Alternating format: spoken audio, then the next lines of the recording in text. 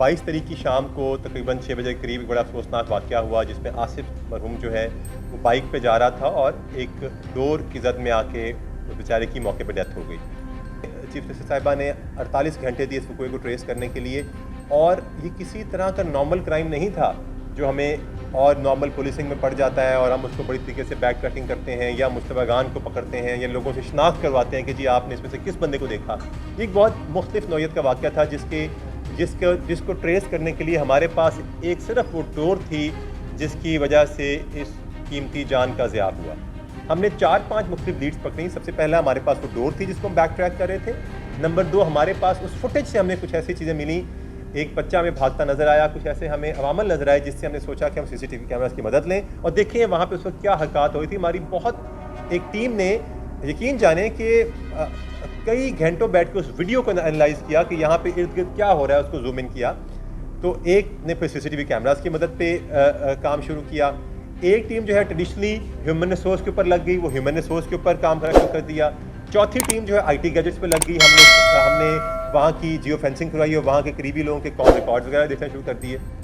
इन 5 tracks को लेकर हम जब निकले तो सीसीटीवी फुटेज की मदद से जो 37 कैमराज मुख्तलिफ देखे हमें ये क्लू मिला और फिर उसको जब ह्यूमन रिसोर्स तक हमने टैली किया तो हमें पता लगा कि साथ ही एक मौजूद बिल्डिंग थी जिसपे जो है बैंक ऑफ पंजाब की बिल्डिंग है, उस तरफ से कोई काइट फ्लाइंग हो रही थी। कि हमने बाकायदा तौर पर डॉक्टर से कंसल्ट किया, हमने हवा के रुख के हिसाब से कट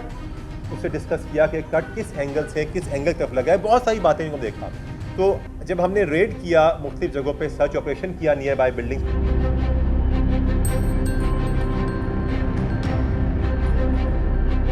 तो उसी दौरान जब हमने इस बैंक ऑफ पंजाब के ऊपर एक चबारा है जिसके अंदर मुख्तलिफ एक जो बंदा है उसने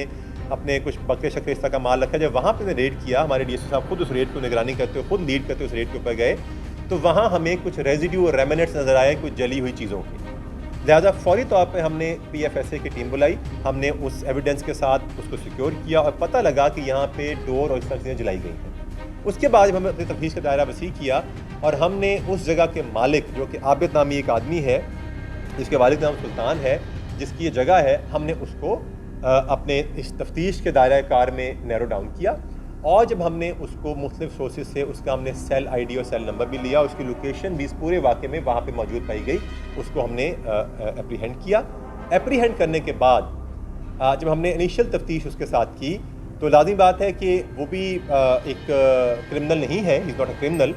और एक 5 वक्त का नमाजी आदमी है, तो लाज़मी बात है कि उसका अपना गिल्ट भी अभी तक कायम था। उसने पूरा का पूरा हमारे सामने ना सिर्फ इस चीज़ का इंकशाफ किया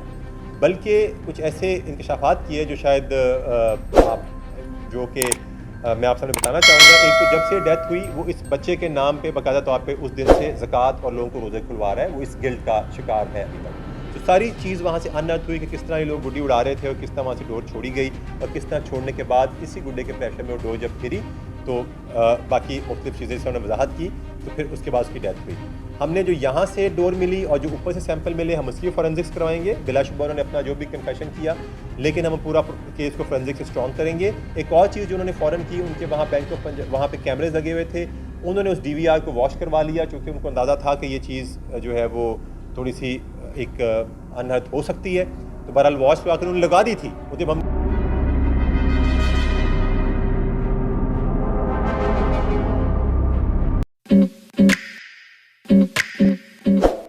हमारे चैनल को सब्सक्राइब करें और बेल आइकन दबाएं।